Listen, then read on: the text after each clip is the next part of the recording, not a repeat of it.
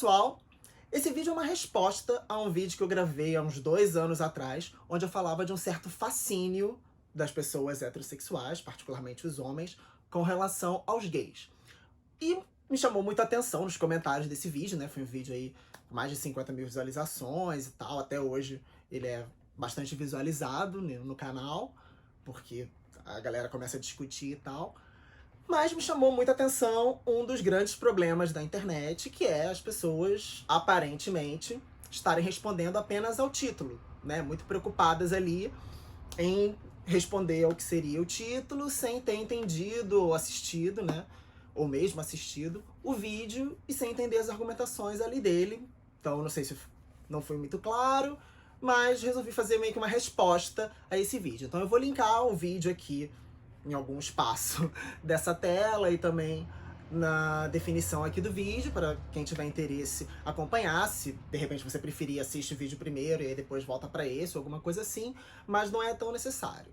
A palavra que eu usei no título daquele vídeo foi fascínio, né? Eu até falo de algumas situações que, em certo limite, falam de desejo, de uma interação que pode ser meio erotizada entre héteros e homos, mas na verdade a grande questão do vídeo é, por existir uma relação de poder entre aquilo que, né, no que a gente entende como sexualidade, é considerado a norma, né, o normal, que é a heterossexualidade, e o desvio, que é a homossexualidade, enfim, todas as coisas que não são héteros, existe aí uma relação, né, que tá sempre ali em conflito, em atrito, em uma coisa interferindo na outra, né? Uma relação que é de poder.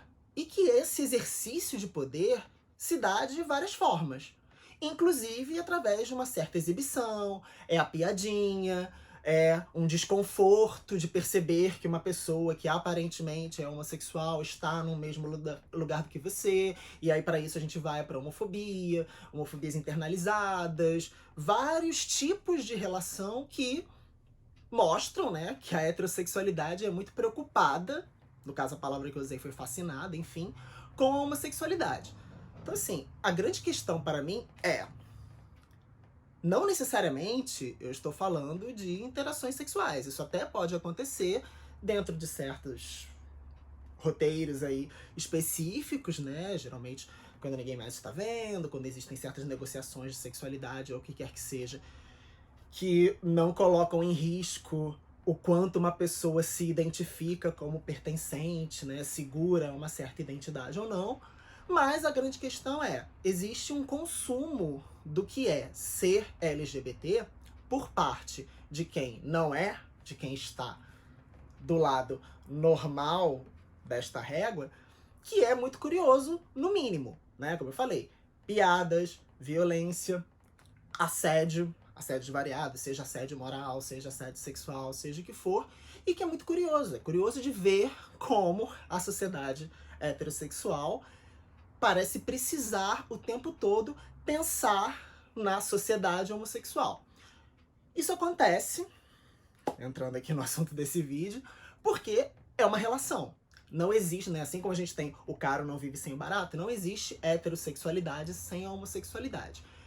E uma coisa que me chamou muita atenção nos comentários do vídeo eram comentários muito fechados sobre sexualidade. Tipo, ah, se é hétero e gosta de gay, não é hétero. Ah, se interessou, então é bi. Ah, se teve esse tipo de interação, é porque é outra coisa. E assim, eu não tô querendo discutir a sexualidade nesse vídeo, muito menos fazer um apagamento da bissexualidade. Eu estou para fazer uns vídeos sobre essas definições todas, né, o processo de subjetivação da identidade, coisas afins. Mas a questão é, isso mostra ainda uma ideia de sexualidade muito cristalizada num conceito de que seria algo muito natural, né? Eu nasci assim, eu cresci assim, você sempre assim, Gabriela, e que você só teria essas categorias estanques, né? No caso, na verdade, esses extremos de hétero, homo e bi no meio. E, na verdade, sexualidade não é assim. mesmo quando começou-se no século XX, né, a tentar teorizar e analisar socialmente sexualidade. A gente, né, muita gente gosta de falar aí do relatório Kinsey, né, que é uma coisa de Estados Unidos, anos 50, entrevistas com pessoas nos anos 40, ou seja, pós-guerra, tudo tem um contexto, né? Assim, pesquisa, de qualquer maneira, é sempre um jeito de produzir saber que é referente também a um contexto histórico, a um contexto cultural, tem todas as especificidades de como se faz certas perguntas, por que se faz certas perguntas, onde se faz certas perguntas e para quem. Então, assim, o relatório Kinsey, que é muito citado, é dos anos 50, né? E é justamente um que faz uma gradação aí, onde, você tem completamente hétero, completamente homo, um pouquinho hétero, mas com um pouquinho de práticas homo, totalmente bi, e por aí vai. Então você tem uma gradação da coisa que mesmo nesse momento, que eu tô falando, nos 50, século passado, já é admitindo que não são só 3 coisas assim. Existe de tudo no mundo. Mas eu, de repente, não sou, meu pai não é, eu nunca fiz, eu nunca desejei. Que bom, parabéns. Não é porque você, na sua experiência, que é totalmente válida, totalmente maravilhosa, que bom que você é assim, age de um jeito, sente de um jeito, deseja de um jeito, que necessariamente o mundo inteiro, com todas as suas bilhões de pessoas, é assim. A gente está falando do planeta, a gente está falando da humanidade. E mesmo no que seria a humanidade, você tem diversas culturas, você tem diversas populações, você tem muitas coisas acontecendo ali para influenciar tudo. E acho que mais relevante para nós aqui que estamos, né? É bem possível que se você está vendo esse meu vídeo aqui em português e tal, você, assim como eu, seja brasileiro. Então, assim, nós que somos brasileiros, latino-americanos, de uma cultura que é pensada como uma cultura ocidental, pensamos a sexualidade de um jeito muito específico. O próprio conceito de sexualidade vem aí da virada do século XIX para o XVIII, muito baseado em psicanálise. Existe um processo histórico que constrói a ideia de sexualidade. Então tem gente que gosta de falar assim, por que a homossexualidade na Grécia? Então, atos, desejos, práticas homossexuais, bissexuais, lésbicas e afins existiram em todo momento da humanidade, desde a tribo lá que desenvolveu ali do macaco, que era nômade, que andou, até agora, assim como tem inclusive em outras espécies animais. Agora, isso não quer dizer que mesmo que certas sociedades talvez fossem aparentemente mais tolerantes com essas práticas, que existia uma ideia de sexualidade tal qual a nossa. E essa é uma grande questão. A gente tem a tendência a aprender, né, as coisas, a gente escuta falar o que é sexualidade, escuta falar o que é identidade, se pensa aí, se coloca nessa caixa e toma isso como muito natural, muito dado, como eu falei, né? Como se fosse uma coisa que eu nasci assim, cresci assim. Mas isso não é assim. A maneira como a gente entende esses conceitos hoje é diferente de como eles eram entendidos ontem, alguns nem existiam, e principalmente de como serão entendidos amanhã. As coisas estão sempre em mudança, porque são pessoas, muita gente, muita cultura, tudo em relação. Então, o que me chamou muita atenção naqueles comentários, né, que é uma grande preocupação para mim, é como as pessoas parecem ainda estar muito fechadas a essa ideia de que se você não é 100% hétero, você não tem direito a essa categoria. Você não é hétero, você é bi, ou você é gay, ou qualquer coisa assim. Ser gay, ser bi, são processos identitários. Você tem que sentir que você é gay e sentir que você é bi. No sentido de que você está justamente tomando os seus desejos, tomando as suas práticas como fatores que vão informar a você mesmo como você sente que você se classifica, né? Isso é um processo que é pessoal. Você tem que, em algum momento, pensar, bom, entendi aqui o que são essas coisas e eu me classifico dessa forma. Por isso que, e aí entrando um pouco no contexto de Brasil, algumas das pesquisas que já rolaram por aqui, etc.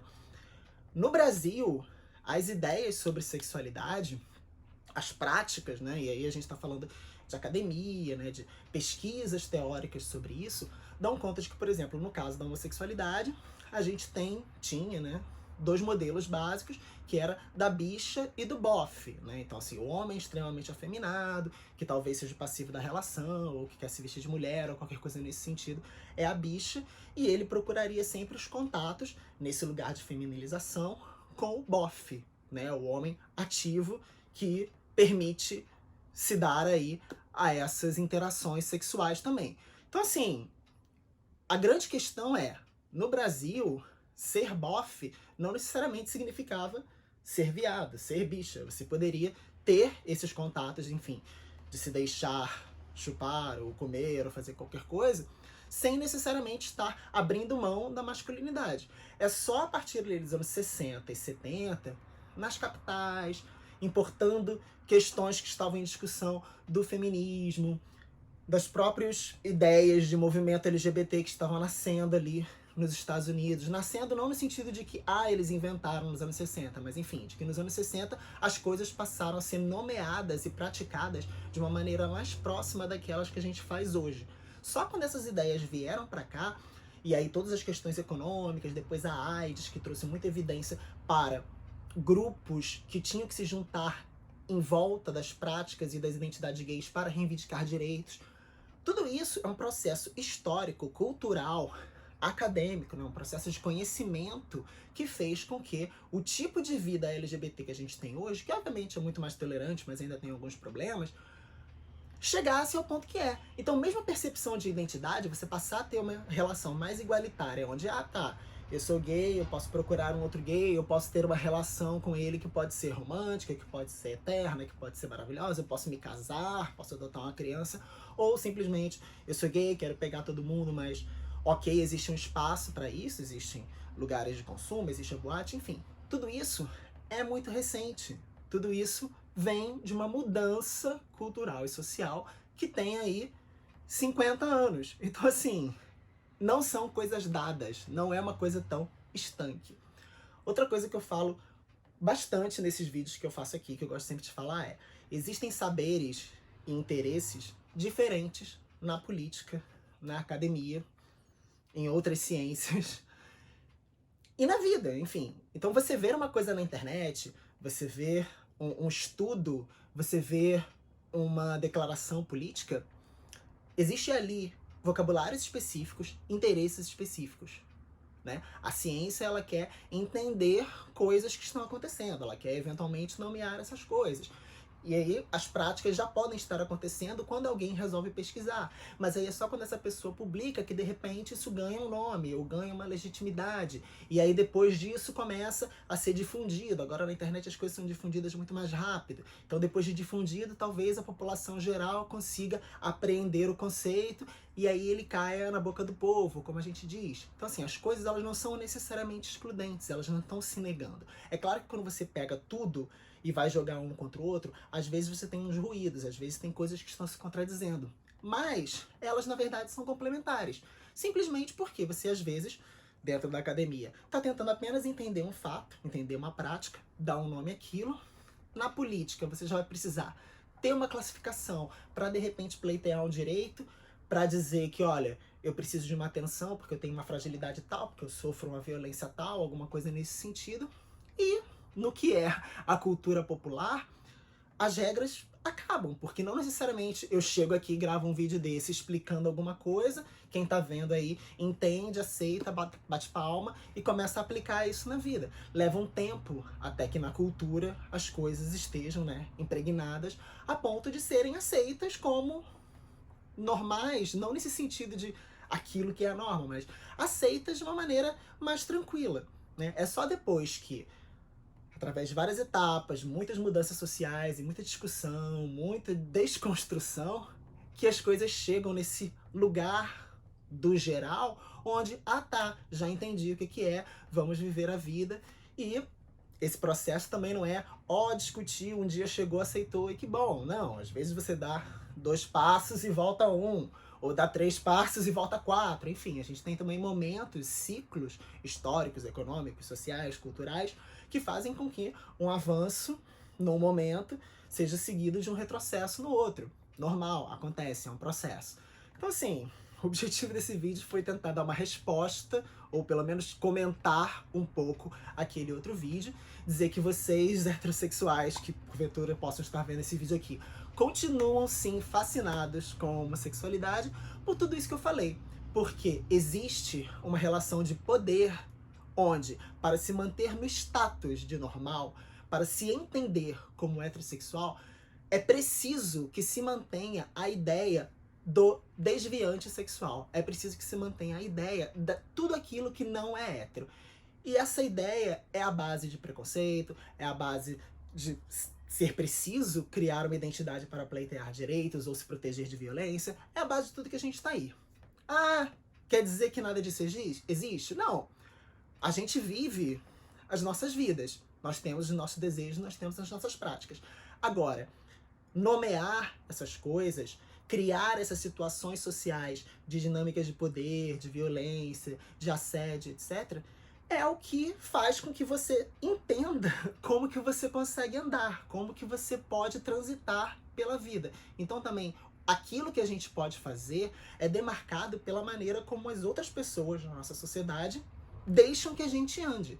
Você sabe que se você andar com uma roupa de outro gênero, você está exposto no mínimo a uma piadinha, talvez até a ser morto. Você sabe que se você for efetivamente uma pessoa transgênero, você tem uma expectativa de vida no Brasil de no máximo 35 anos de idade, porque existe muita violência, existe muito assassinato, existe muita transfobia.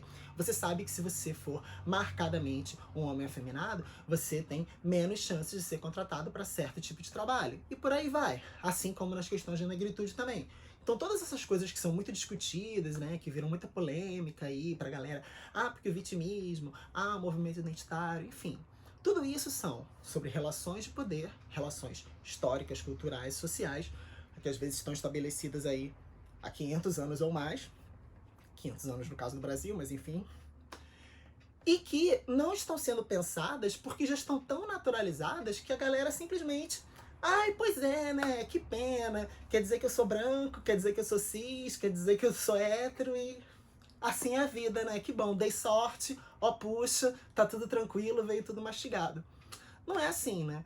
Então, de novo, existe um interesse, mesmo que você não esteja psicologicamente pensando, nossa, eu quero me interessar por isso, porque eu quero reforçar essa situação de poder, mas enfim, existe um interesse, um fascínio, um desejo daquele que está na norma, daquele que é heterossexual, por manter esse status. Você só consegue se definir enquanto heterossexual porque você tem esse outro referencial, né? Ou seja, aquele que é diferente para você dizer, bom, eu sou uma coisa porque eu não sou aquela coisa.